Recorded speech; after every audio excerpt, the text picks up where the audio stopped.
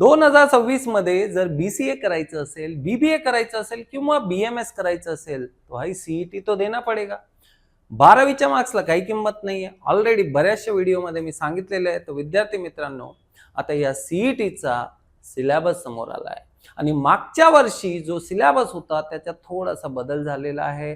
Date ह्याची आलेली आहे आणि विशेष म्हणजे खूप कन्फ्युजन या CETचं मुलांना असतं. तर या CETचा फायदा मी आधी तुम्हाला सांगतो, नीट लक्षात घ्या आणि कन्फ्युजन का असतं तेही सांगतो. ही एकच परीक्षा वेगवेगळ्या कोर्सेसला आहे. विद्यार्थ्यांना साहजिकच इथे कन्फ्युजन होणार की नेमकी कोणती परीक्षा कोणत्या कोर्ससाठी. तर विद्यार्थी मित्रांनो, हॉटेल मॅनेजमेंट या वर्षी ऍड झालेला आहे. म्हणजे 12वी नंतर हॉटेल मॅनेजमेंट वगैरे तो कोर्स करायचा असेल तरी हीच एक्झाम. BBA साठी हीच एक्झाम. BBA मध्ये व्हरायटी म्हणजे कॉम्प्युटर ऍप्लिकेशन असेल, तुमचं IB असेल किंवा फायनान्स असेल, मार्केटिंग असेल, हीच परीक्षा. BCA साठी सुद्धा हीच परीक्षा.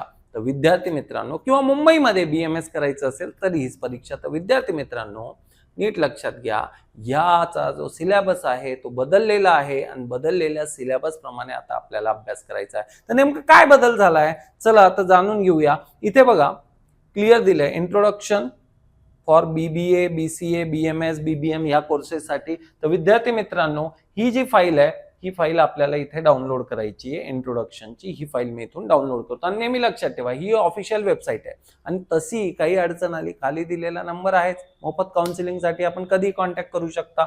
आणि बरं का, प्रिपरेशन करायचं असेल तर बॅच आता चालू झालेली आहे. आता वेळ वाया घालवायचा नाही आपल्याला.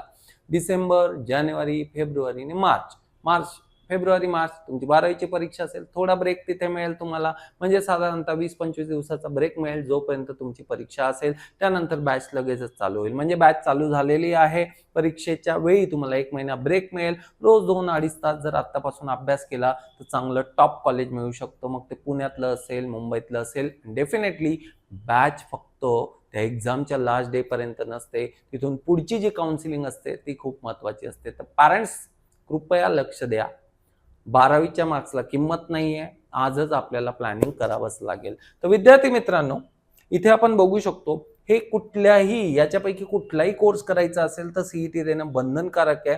आणि विशेष म्हणजे 120 मिनिटं आता इथून पुढे तुम्हाला मिळणार आहे. मागच्या वर्षी फक्त 90 मिनिटं मिळत होती, म्हणजे 1.5 तास. अब मिलेंगे भाई 2 आवर्स. तर हा सगळ्यात मोठा याच्यात फायदा आहे. सिलेबस मध्ये तसा खूप मोठा बदल झाला नाही, पण इथे आपण बघू शकता की सिलेबस या टॅबमध्ये विशेष असा बदल नाही. पण मी तुम्हाला एक अंदाज देतो की नेमका सिलेबस बघूयात काय याच्यामध्ये फरक आहे. तर विद्यार्थी मित्रांनो, मागच्या वर्षी काय होतं, रिझनिंग सेक्शन 40 मार्काचं होतं, आता 30 मार्काचं आहे. 30 प्रश्न 30 मार्कासाठी. इंग्लिश तेच आहे, 30 प्रश्न 30 मार्कासाठी. राहिला विषय इथे GKचा किंवा कॉम्प्युटरचा. हे जे 10 मार्क घेतले होते रिझनिंगचे, 5-5 मार्क इथे वाढलेत. म्हणजे आता 20-20 प्रश्न येतील आणि 100 प्रश्न 100 मार्कासाठी 120 मिनिटं म्हणजे 2 तास तुम्हाला मिळणार आहे. तर ऑब्वियस आहे, आधा घंटा बढ़ गया. अर्धा तास कोणाला म्हणतात, अर्धा तास खूप चांगलंच आहे ते आपल्यासाठी. नो निगेटिव्ह मार्किंग, कुठलीही निगेटिव्ह मार्किंग नसणार आहे. सेंटरला जाऊन ही परीक्षा द्यावी लागते ऑनलाईन मोडमध्ये. तर बरीचशी प्रॅक्टिस लागते. मॉक्स असो का बुक्स असो का कोर्स असो, सगळं काही एकाच प्लॅटफॉर्मवर NSG अकॅडमीने अवेलेबल करून दिलेलं आहे. तर खाली दिलेल्या नंबरवर लगेच संपर्क करा आणि प्लॅनिंग इमिडिएटली सुरू करा. Thank you very much guys. Bye bye.